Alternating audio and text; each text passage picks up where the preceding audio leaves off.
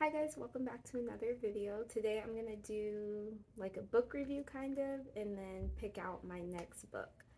Um, my nail is so brittle right now, and if you guys have any tips on that, let me know. I wore some like fake nails a week ago to let my nails grow because they just kept breaking. I've never had that before, but yeah, they're like so soft. I don't like it.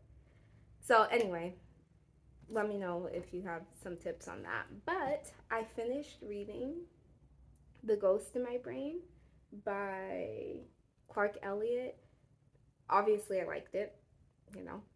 I didn't need all of these tabs, but it felt like important at the time.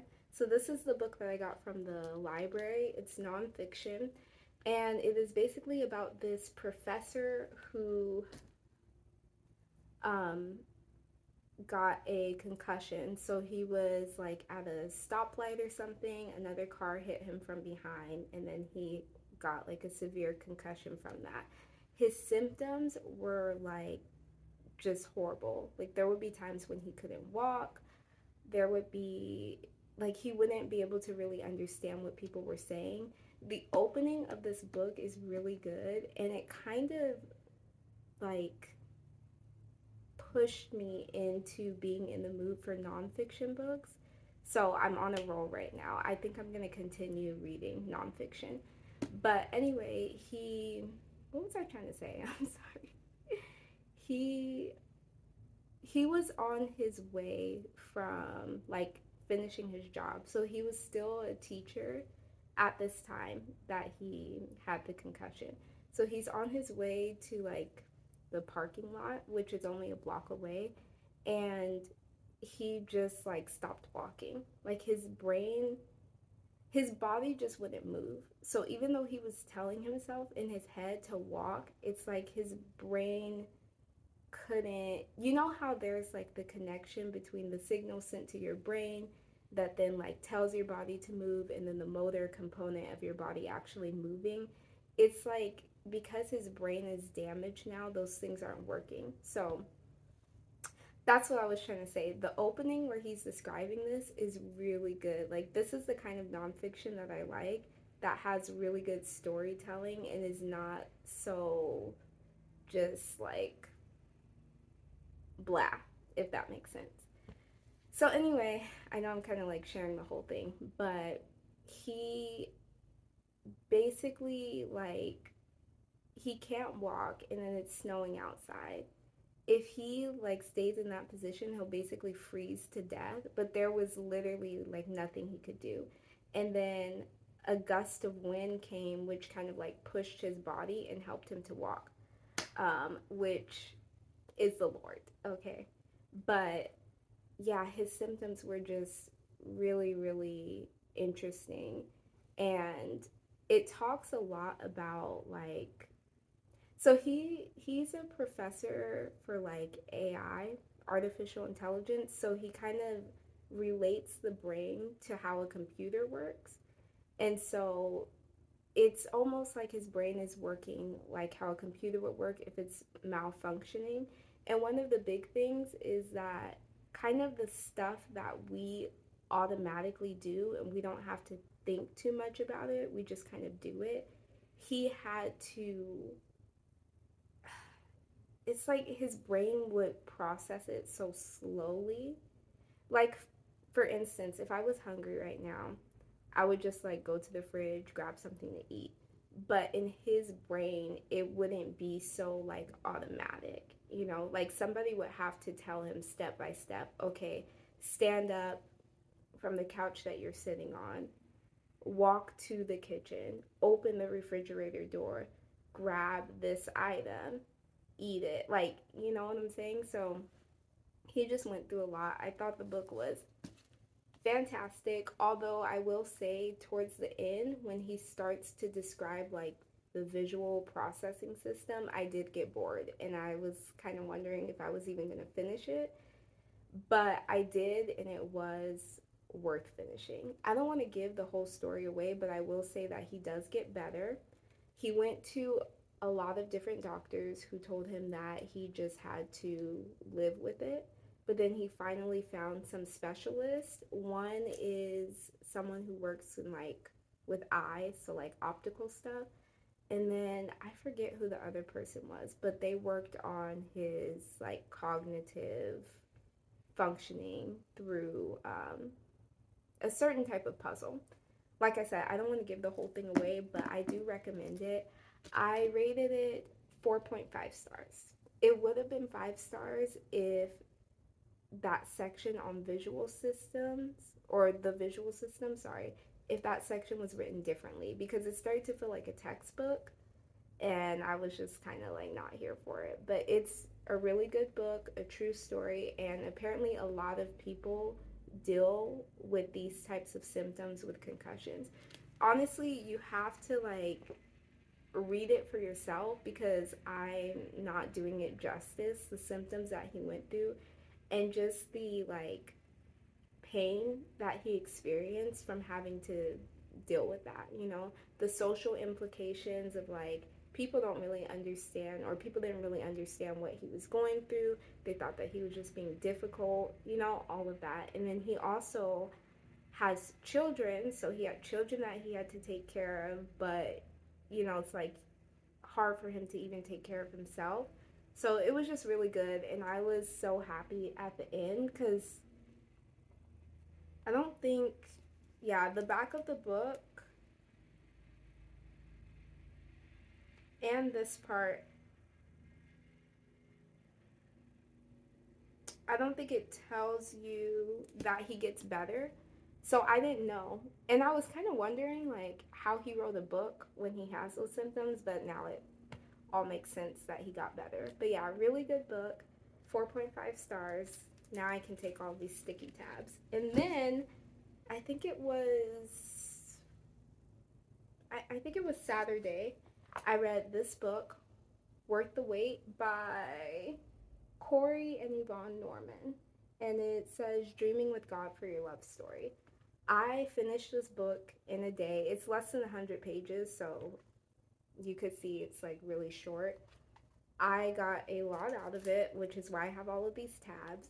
It was really beautiful, and it has a lot of just, it's like stuff that I've heard before, but for some reason the way that they wrote it, like really simple, really clear, adding in their stories, just it made it so much better. This is them on the back.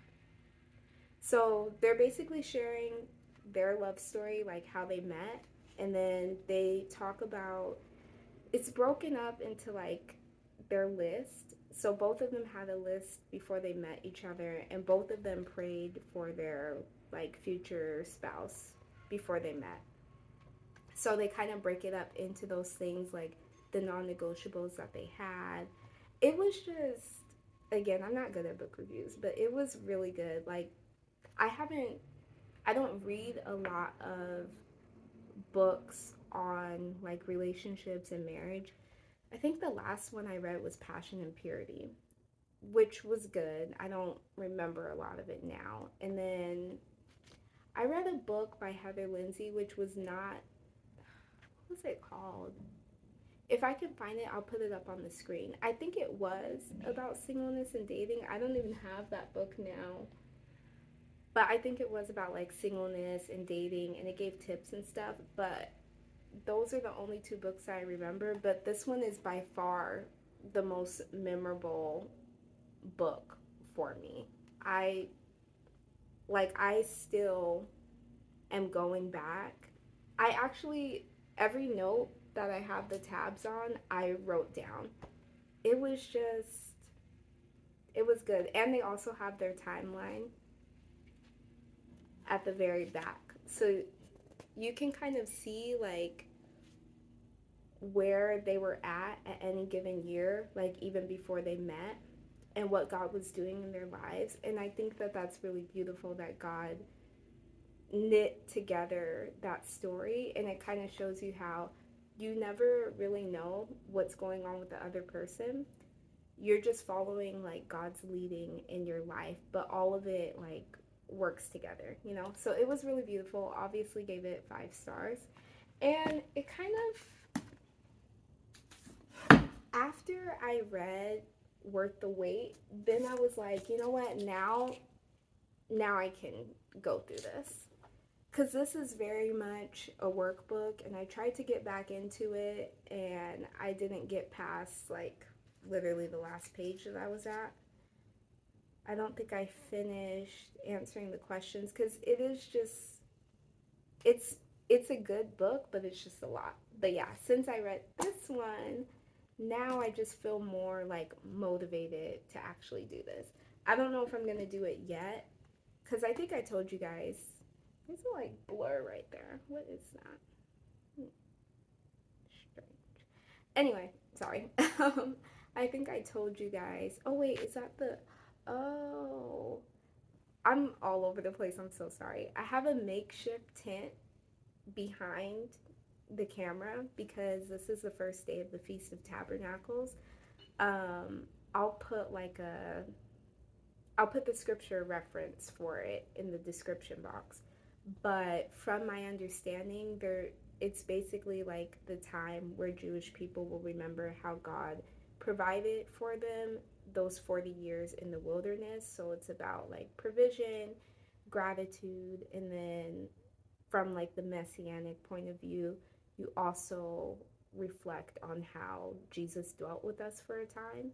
And I think there's some other stuff, but I haven't celebrated it like in a while, I guess. Well, maybe I celebrated it last year, but I didn't celebrate any of the feast days this year. And so I'm kind of like out of it now, but I'm trying to get back into it. So anyway, that's what that glare was. I'll show you guys a picture of it. It's yeah, it's just whatever I could throw together, and then it looked bad before, and then my mom came and fixed it. But anyway, I forgot what I was talking about. I'm so sorry. Yeah, so I will probably get back into this. But because I'm on a roll with the nonfiction stuff, I do not want to get into a book slump. And this is not really a book to like, it's not like a book that you could just read through. It's more like a very intensive devotional, you know? So I have some options. I'm gonna put this back. Oh, also, I fixed my bookshelf. So on this side, I don't know if I told you guys this or not, but anyway, on this side are all the books that I haven't read, and then these are all the books that I have read. So I'm trying to kind of read through my TBR before I get any more books from the library. But yeah, let me put this back.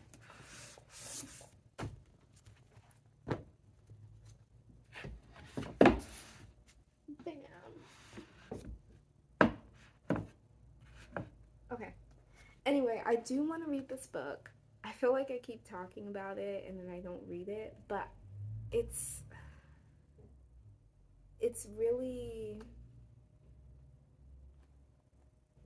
I'm a sensitive like person too, and I feel like it's kind of dark even though it's something that really happened and it's important to know, but I feel like it will definitely throw me into a book slump because the language is kind of hard to read. It's sad, and I just don't really want to read something sad right now, but I do want to read this book. So I would just like to read like maybe 2 more nonfiction books before I throw myself into this, which is why I'm going to read. I'm going to read. Oh, I'm going to read How to Tell the Truth by Preston Perry. I love Preston and Jackie, they're amazing. This book is about evangelism. I consider him like, he does a lot of street evangelism or like apologetics kind of, and I've watched so many of his videos of him talking to Mormons, Jehovah's Witnesses, like just all different kinds of people, and so I think that this book will be really good. I really like the cover too. It's a hardcover. Um, Also, I do want to read. I want my books to be like diverse in terms of authors. So I want to read more books from like African Americans, Asians, like just everywhere, because I most of my bookshelf, the authors are white, which is not wrong or bad or anything like that. I'm just saying that I like to diversify it to get a range of different voices. So this will be the one that I read next. And then I think, I actually don't know. Maybe you guys can decide for me. I mean, I'm trying not to like have too much of a list because I want to just read the book, enjoy it, and then move on to the next one, instead of like, I don't want to rush through this one to get to like another book. But what do you guys think?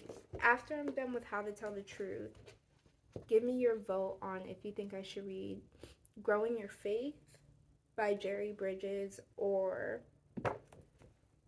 Extravagant Grace. This is a book that I had to read for a growth group at my church, and I don't think I ever finished it. Or if I did, I skimmed through the chapters just because we had to do a discussion on it. This one is basically talking about like the basic principles of our faith. It says, when we are gripped by the astonishing fact of Christ's love for us, we desire to draw close to him. But what can we do to deepen our relationship with Jesus? What does he expect of us, and how can we be more like him? So that's what the book is about. And then this one by, I don't know how to say the last name, but the first name is Barbara. It says, Extravagant Grace, God's glory displayed in our weakness. I'm already feeling more of a pull towards this one, but I still want you guys to vote. It says, why do Christians, even mature Christians, still sin so often? Why doesn't God set us free? We seem to notice more sin in our lives all the time, and we wonder if our progress is a constant disappointment to God. Where is the joy and peace we read about in the Bible? So basically, it says that the author turns to the writings of John Newton to teach us God's purpose for our failure and guilt, and to help us adjust our expectations of ourselves. Her empathetic, honest approach, candidly incorporating illustrations from her own struggles, lifts our focus from our own performance back to the God who is bigger than our failures. Okay, I do want to read this one, but you guys can still tell me what you think, but I'll likely read this after How to Tell the Truth. And then I'll finally get to this one, and I'll let you guys know how it goes. But let me know what books you guys are reading, and I'll talk to you in my next video. Bye!